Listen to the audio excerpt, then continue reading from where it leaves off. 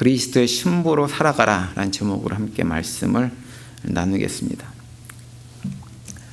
지난 주일에 저희들이 이제 신앙생활을 하면서 건강한 신앙생활을 하기 위해서 우리가 반드시 알아야 될 것들이 있는데 그 가운데 하나가 무엇이냐면 우리 자신이 누구인가라고 하는 것을 바로 알아야 된다라고 말씀을 드렸죠. 그런데 우리가 우리 자신을 바로 알려면 우리가 어디에서 그걸 확인해야 되냐면 관계 속에서 그것을 확인해야 된다는 말씀을 드렸습니다.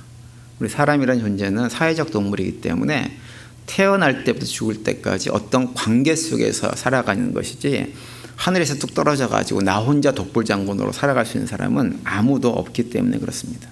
그래서 지난 주일에 이제 우리가 그 관계 중에서 특별히 우리 크리스천으로서 가장 중요한 관계 가운데 하나인 성부 하나님과의 관계 속에서 우리가 누구인가라고 하는 것에 대해서 살펴보았습니다. 그러면서 이제 우리 모두는 누구라 그랬어요?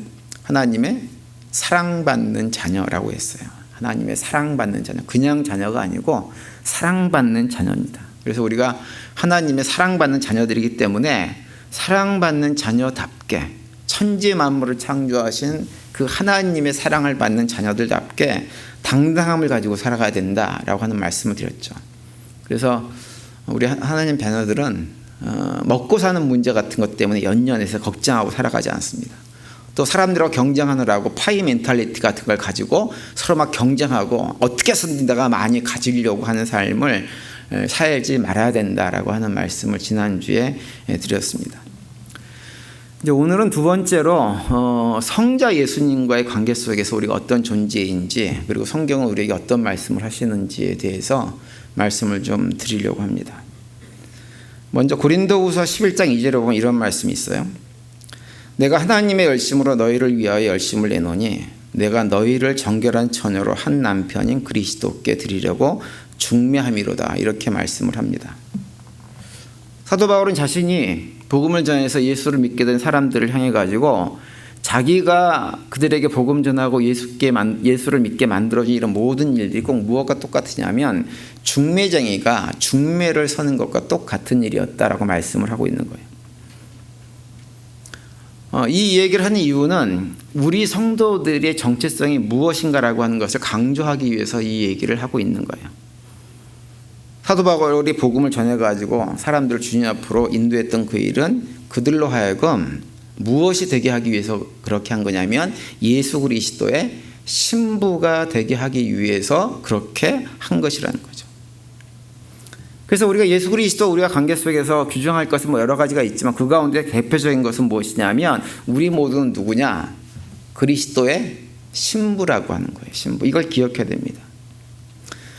그런데 사도 바울이 특별히 고린도후서 오늘 본문에서 이 얘기를 하고 있는 특별한 이유가 있어요. 그 다음 절에 이렇게 얘기합니다. 고린도후서 11장 3절 보시면 뱀이 그 관계로 하와를 미혹한 것 같이 너희 마음이 그리스도를 향하여 진실함과 깨끗함에서 떠나 부패할까 두려워하노라. 이렇게 얘기를 하고 있어요. 왜 우리가 그리스도의 신부인 걸 강조하고 있느냐?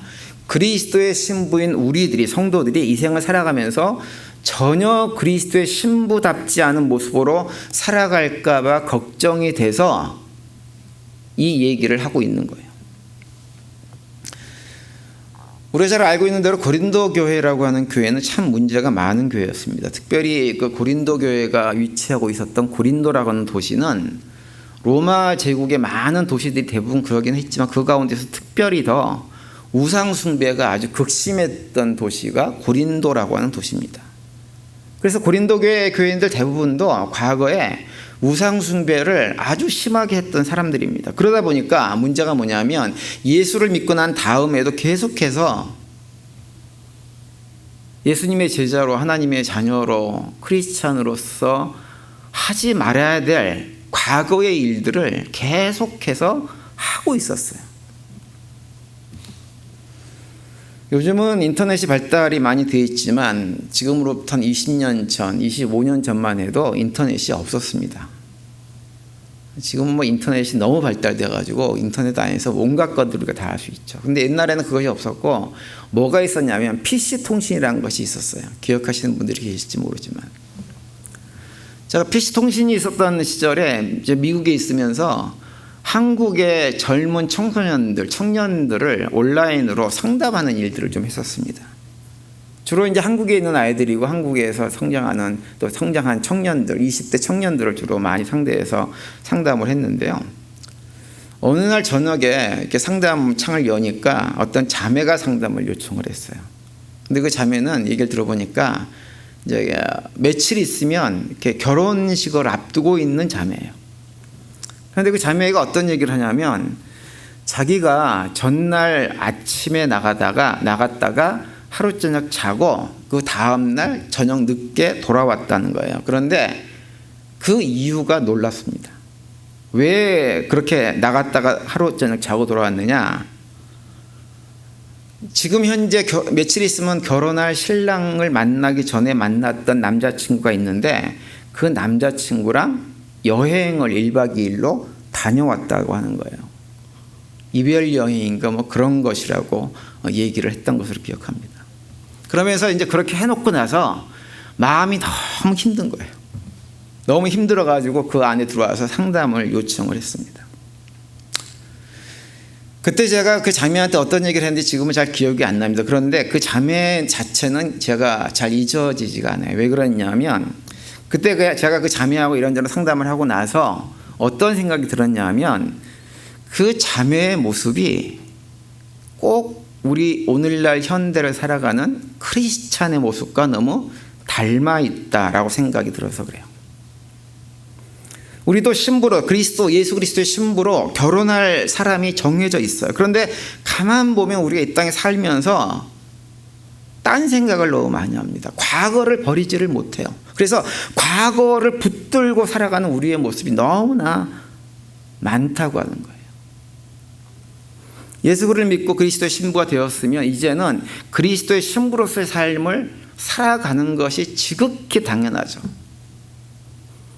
우리가 살아가는 이 땅에서 결혼을 앞둔 신부들이 결혼을 앞두고 어떻게 하나요? 제가 상담했던 그 자매와 같은 경우 말고 정상적인 신부라면 어떻게 하나요? 어떻게 사나요? 모든 신경이 어디가 있어요? 결혼식에 가 있어요.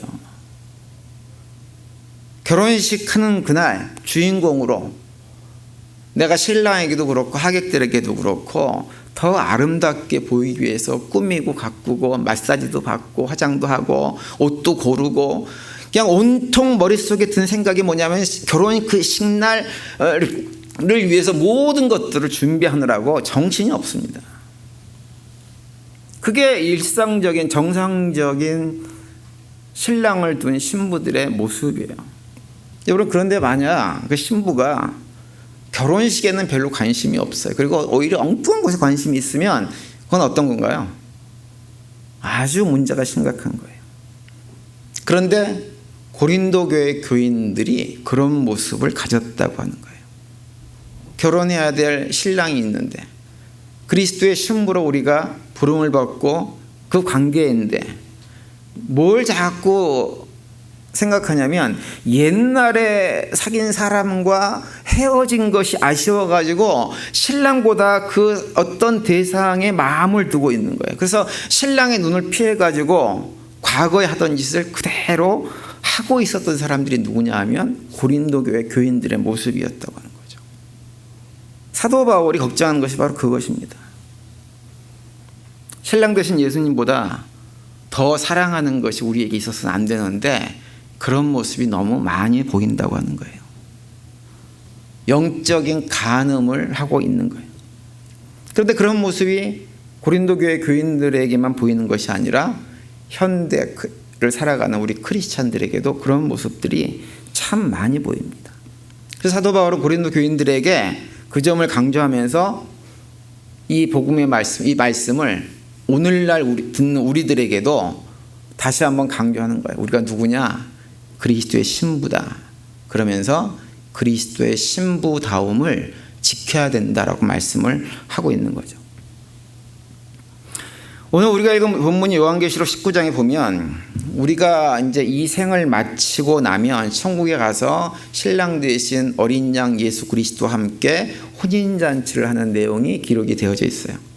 물론 어떤 분들은 이 본문을 가지고 어떻게 설명을 또 하냐면 이 세상이 다 끝나고 종말이 되어서 예수님께서 재림하시면 그때 가서 우리가 혼인잔치하는 모습을 그려놓고 있다라고 설명하시는 분들이 계시는데 어떻게 해도 그렇게 상관은 없어요. 왜냐하면 두 가지 얘기가 같은 얘기이기 때문에 상관이 별로 없습니다. 오늘 본문 7절에 보시면 이렇게 말씀하고 있습니다. 우리가 즐거워하고 크게 기뻐하며 그에게 영광을 돌리세. 어린 양의 혼인계약이 이르렀고 그의 아내가 자신을 준비하였으므로라고 말씀을 하고 있어요. 여기에서 언급하고 있는 어린 양은 누구냐 하면 바로 예수 그리스도를 말하는 거예요. 그리고 그 예수 그리스도의 아내, 즉 신부는 누구냐? 성도들, 우리들을 말하는 것입니다. 그 성도들이 결혼할 때가 되었다고 하는 거예요. 그래서 결혼할 때가 다 되었으니 이제는 결혼식을 위해서 준비하면서 즐거워하고 기뻐하고 하나님께 영광을 돌리자라고 말씀을 하고 있는 거예요. 그런데 8절에 보면 이렇게 이어서 말씀합니다. 그에게 빛나고 깨끗한 세마포 옷을 입도록 허락하셨으니 이 세마포 옷은 성도들의 옳은 행실이로다 하더라. 이렇게 말씀을 하고 있어요. 여기서 그는 누구냐 하면 어린 양의 아내인 성도들을 언급하고 있는 거예요. 성도들에게 결혼 예식에 입을 예복을 입히는데 그 예복이 어떤 것이냐? 깨끗한 세마포 옷이다 얘기합니다. 그러면서 그 깨끗한 세마포 옷이 어떻게 준비가 되었는가? 성도들이 이 땅에 살면서 이생의 삶을 살아가면서 옳은 행실을 통해서 준비한 것이다 라고 말씀을 하고 있는 거예요. 그러니까 우리가 이 땅에 살면서 예수 그리스도의 신부로 신부답게 살아가면 그 삶이 어떻게 되느냐? 우리가 나중에 주님과 결혼할 때 입을 예복으로 준비되어지는 것이라고 하는 거죠. 그리고 그 예복을 입은 사람만이 결혼 예식에 참석할 수가 있는 것입니다. 그래서 9절에 이렇게 말씀하죠. 천사가 내게 말하기를 기록하라. 어린 양의 혼인잔치에 청함을 받은 자들은 복이 있도다 하고 또 내게 말하되 그것은 하나님의 참되신 말씀이라 이렇게 말씀을 하고 있어요. 여러분 우리 모두는 그 어린 양 혼인잔치에 신부로 참석할 자격을 가지고 살아가는 사람들입니다. 그렇기 때문에 우리가 그걸 기억하기 때문에 그걸 알기 때문에 그걸 깨달아 알고 있기 때문에 믿음의 성도들에게는 특별히 죽음이라고 하는 것 또는 세상 종말이라고 하는 그 상황 자체가 전혀 두려움이 아닌 사람들입니다. 혹시 죽는 게 두려운 분들이 계세요? 세상 종말이 오면 큰일 날 것 같으세요? 복된 소식입니다. 사실은 그게. 그래서 우리는 그 시간을 기대하고 소망하죠. 그러다 보니까는 세상 사람들과 근본적으로 다른 삶과 가치관을 가지고 살아가는 거예요. 세상 사람들은 안 죽으려고 그럽니다. 종말이 와서 엄청난 재난이 일어나면 막 두렵고 떨리는 마음으로 어쩔 줄을 모릅니다. 그게 세상 사람들이에요. 근데 우리는 아니에요. 죽음을 앞두고도 담대합니다. 오히려 기뻐합니다. 그리고 감사합니다. 그것이 믿음의 성도들이에요. 그래서 나이를 점점점 먹으면서 주님을 만날 그날을 기대하며 기다리며 사는 거예요.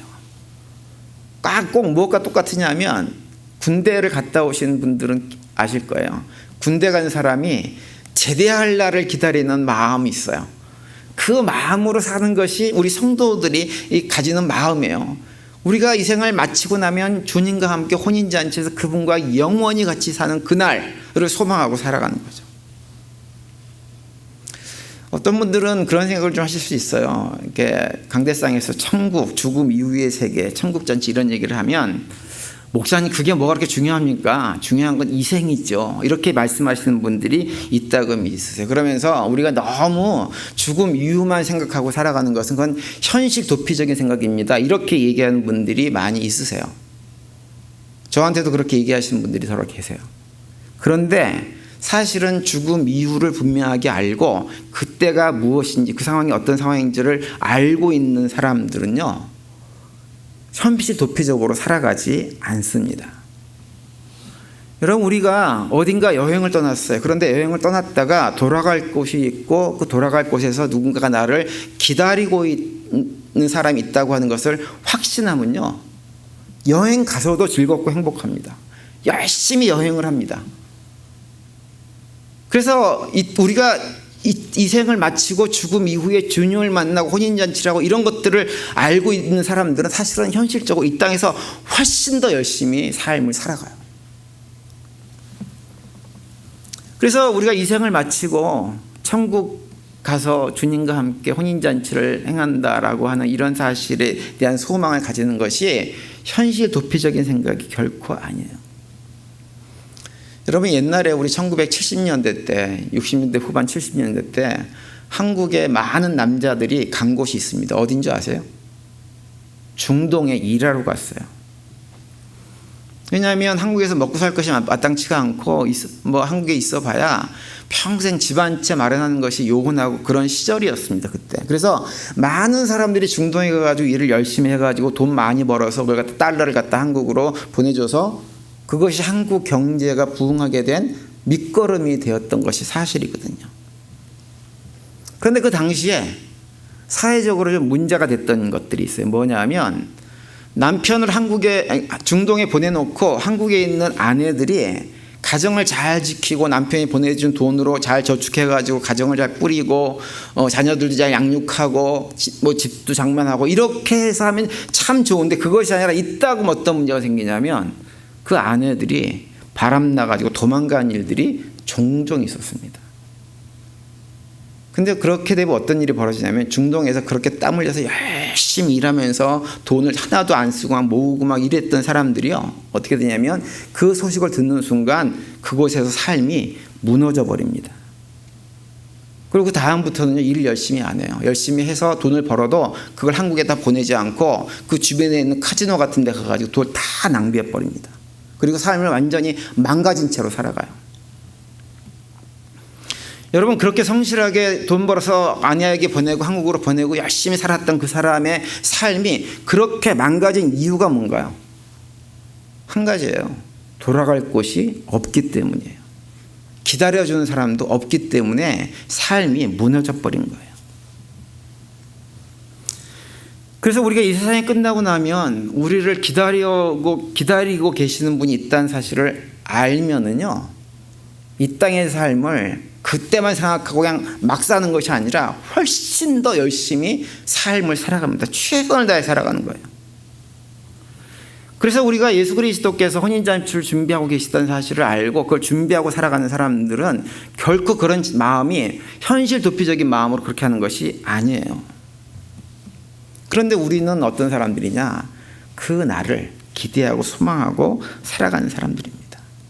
우리를 그냥 기다려주시는 수준이 아니에요. 그날을 막 고대하고 그날을 위해서 모든 것을 준비해 주시는 우리의 남편 되시는, 신랑 되시는 예수님께서 기다리고 계세요. 그걸 우리가 학수고대하면서 살아가는 거죠.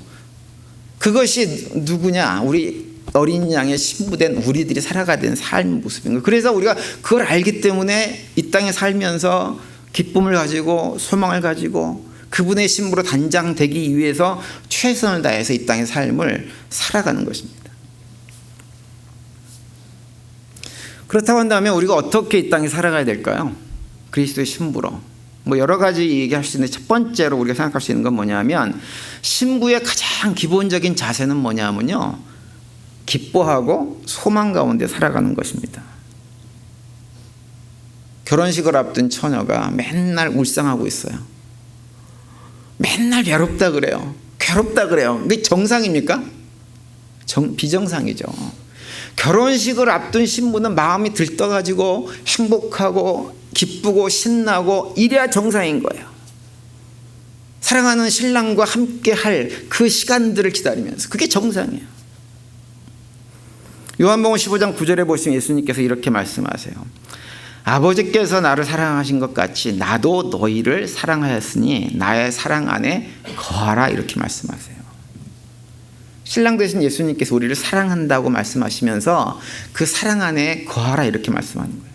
그러면서 11절에 이렇게 이어서 말씀합니다. 내가 이것을 너희에게 이름은 내 기쁨이 너희 안에 있어 너희 기쁨을 충만하게 하려 함이니라, 이렇게 말씀을 하세요. 우리의 신랑 되신 예수님께서 우리를 사랑한다고 고백하시고 나서 우리가 그 예수님의 사랑 안에 거하게 되어지면 어떻게 되느냐? 기쁨이 충만한 삶을 살 수 있다고 하는 거예요. 주님께서 그걸 바라기 때문에 내 사랑 안에 거하라 이렇게 말씀을 하고 있는 거예요. 그래서 우리는 결혼식을 앞둔 신부들이라고 한다면 우리는 이 땅에 살면서 울상을 짓고 외롭다는 소리 하며 살 수가 없어요. 그날을 기대하면서 기쁘면서 감사하면서 그런 고백 가운데 살아가는 거죠. 그게 가장 신부의 기본적인 모습이에요. 그러니 믿음의 생활을 하면서 자꾸 주변에 있다가 보면 물론 이민 생활이 외로워서 그러긴 한데요. 외롭다는 얘기 하시는 분들이 너무 많으세요. 우리 현실적으로 외로움이 좀 있을 수는 있죠. 조금 외로움을 느낄 때가 있을 수는 있지만 본질적으로 우리가 외로울 수는 없습니다. 왜냐? 나를 사랑하고 나를 기다리고 계시는 분이 계시는데 자꾸 외롭다 슬프다 이런 얘기를 하면 신랑 되신 예수님 입장에서는 굉장히 답답해 하실 거예요. 그런데 우리 중에도 그런 분들이 더러더러 계셔서 제가 오늘 다시 한번 말씀드리지만 이제는 외롭다는 소리 하지 마세요. 외로워도 외롭다는 소리 하지 마세요. 근데 왜 외로우냐? 우리의 시선이 자꾸 이 세상에 있기 때문에 그래요. 이 세상에 있기 때문에.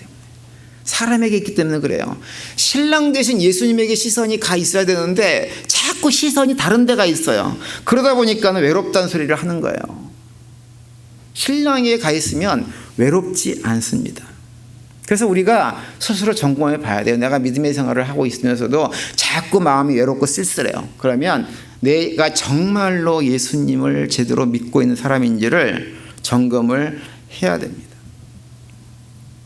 말씀드린 대로 이따금은 그럴 수 있어요. 그럴 수 있지만 그것이 본질적인 우리의 외로움이 되어서는 안 되는 거예요. 우리 안에는 그리스도의 신부로 늘 기쁨과 감사와 소망이 넘쳐야 됩니다. 그것이 우리가 가져야 될 기본적인 태도인 거예요. 그래서 데살로니가전서 5장 16절에 보면 항상 기뻐하라 이렇게 우리에게 말씀을 하시고 빌립보서 4장 4절에 보면 이렇게도 말씀하세요. 주 안에서 항상 기뻐하라. 내가 다시 말하노니 기뻐하라 이렇게 말씀하세요. 항상 기뻐하라. 내가 다시 말하노니 기뻐하라. 기뻐하는 것이 믿음의 성도들, 그리스도의 신부들이 이 땅에 살아가면서 가져야 될 정말 중요한 성품이라고 하는 거예요. 자세라고 하는 거예요. 항상 기뻐하라고 하는 말은 어떤 의미냐면요. 기뻐할 만한 상황에서만 기뻐하지 말라고 하는 거예요.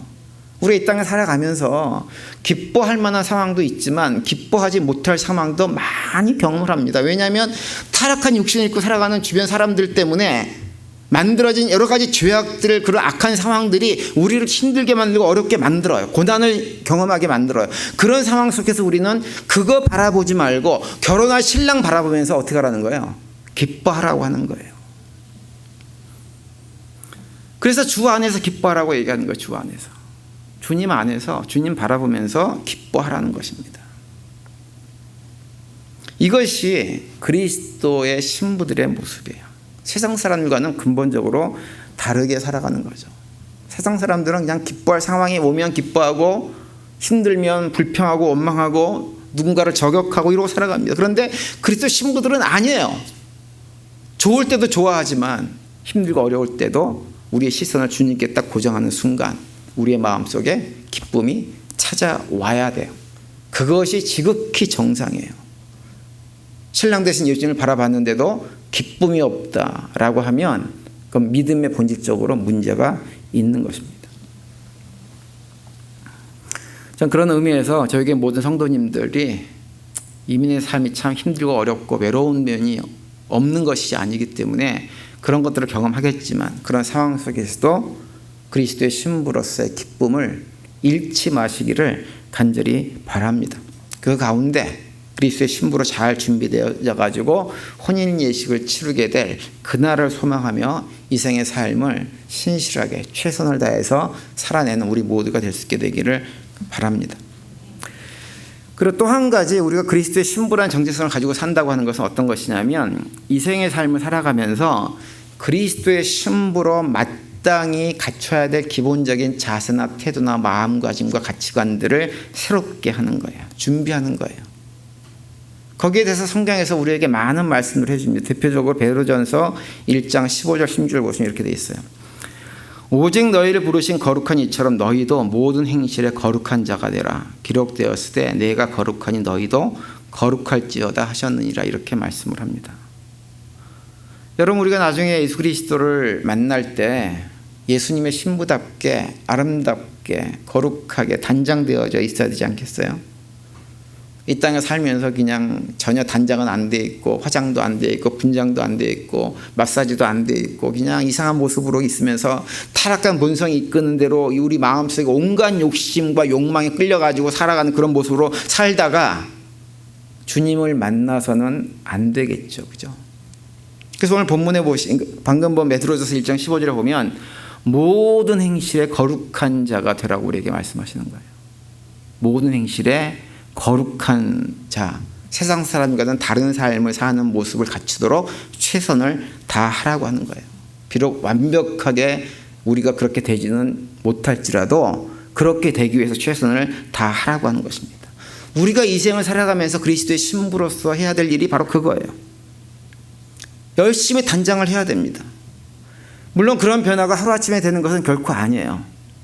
이 생의 삶을 살아가면서 우리가 살아가는 삶이 길다면 길고 짧다면 짧은 세상이지만 그런 세상을 살아가면서 하나 둘씩 주님께서 도전하시고 도전하실 때마다 응답하고 이러면서 하나 둘씩 그런 과정들을 통해서 바뀌고 변화되는 것을 목표로 해서 살아가야 됩니다.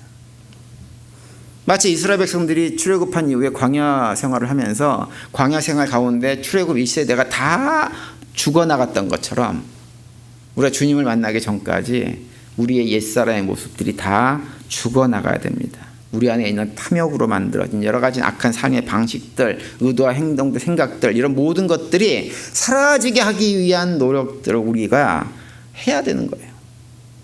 완성하기는 힘들지만 완성은 나중에 주님께서 해주실 거고 우리는 이 땅에 살면서 최선을 다하는 거예요. 그래서 그것을 골로새서 3장 8절에서 10절까지 이렇게 말씀 우리에게 해주고 있어요.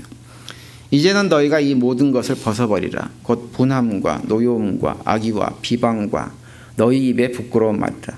너희가 서로 거짓말을 하지 말라. 옛사람과 그 행위를 벗어버리고 새 사람을 입었으니 이는 자기를 창조하신 이의 형상을 따라 지식에까지 새롭게 하심을 입은 자니라고 말씀을 합니다. 우리가 흔히 하는 말 가운데 철들면 어떻게 되나요? 죽는다 이렇게 얘기합니다. 철들면 죽어요. 그래서 저는 그 말을 어떻게 이해하냐면 우리 인생이라고 하는 것은 살아가는 이생의 삶 자체가 뭐냐면 철들어가는 과정이다 이렇게 생각이 들어요.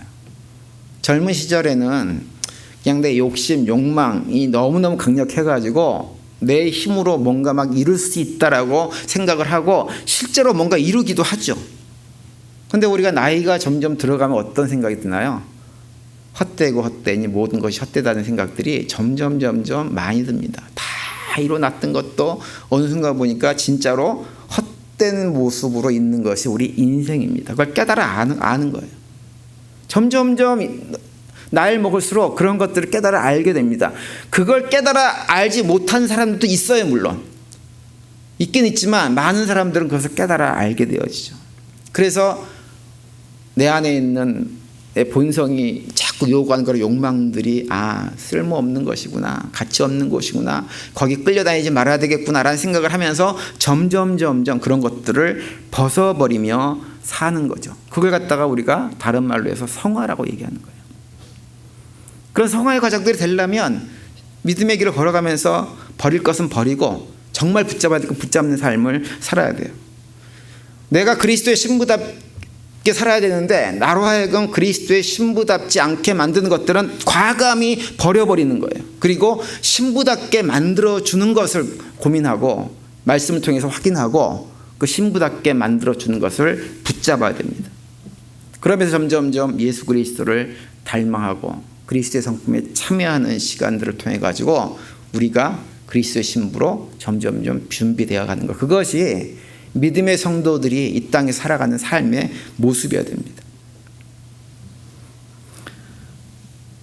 시간이 많지 않죠.